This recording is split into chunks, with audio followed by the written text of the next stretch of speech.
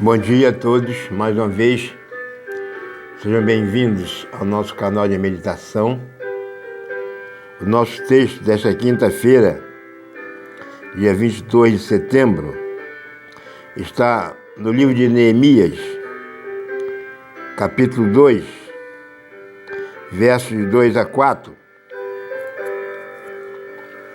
E o rei me disse: por que estás triste o teu rosto, visto que não estás doente? Não é isto senão tristeza de coração. Então temi sobremaneira, e disse ao rei: viva o rei para sempre. Como não há de estar triste o meu rosto, estando na cidade, o lugar dos sepulcros de meus pais assolada, e tendo sido consumidas as suas portas pelo fogo? Então o rei me perguntou: que me pedes agora? Orei, pois, ao Deus do céu. Neemias, copeiro do rei, está diante do rei.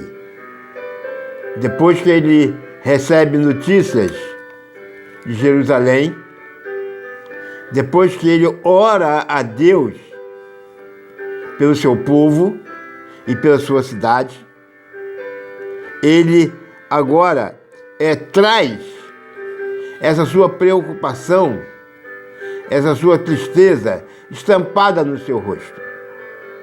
E agora, diante do rei Artaxerxes, quando ele colocava o vinho diante do rei, e ele diz que, no verso 1, ele vai dizer que eu apanhei o vinho e o dei ao rei. Ora, eu nunca estivera triste na sua presença. Neemias era uma pessoa bem-sucedida, embora ele tenha sido levado, escravizado para a Babilônia. Quando a Babilônia conquista o povo de Judá e leva algumas pessoas das mais importantes como escravos para a Babilônia, Neemias, na Babilônia, ele se torna o copeiro do rei, uma pessoa que se deu bem quando foi levada em cativeiro.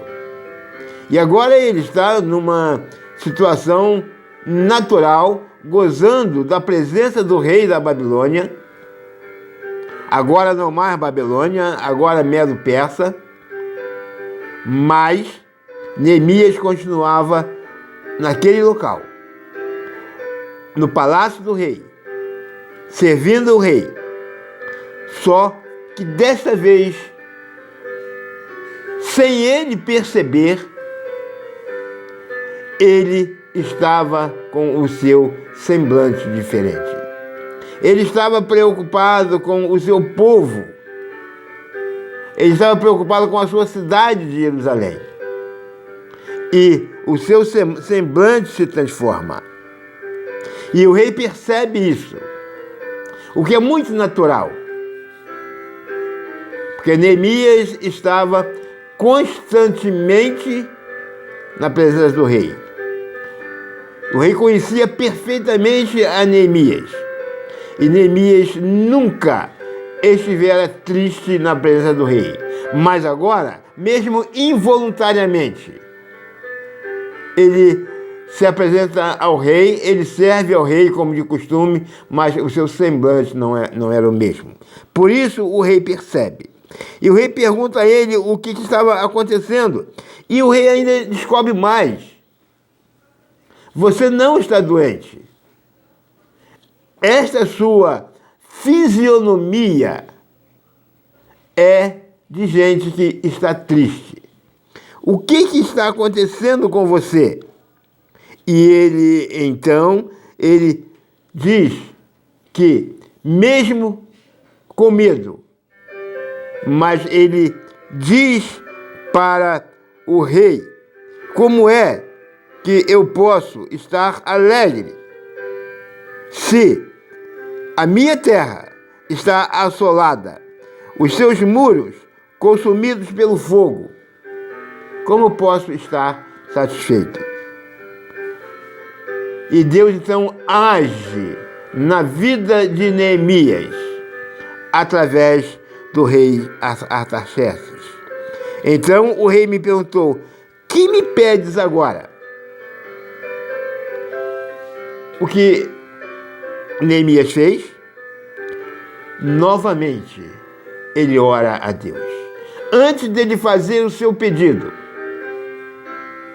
e provavelmente pela pergunta do rei, ele já teria condições de receber do rei aquilo que ele queria, aquilo que ele precisava.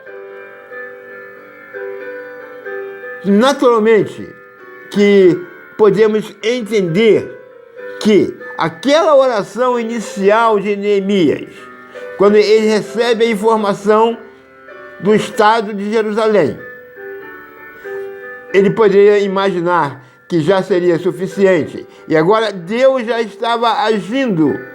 E realmente Deus estava agindo. Mas ele novamente ora ao Deus dos céus.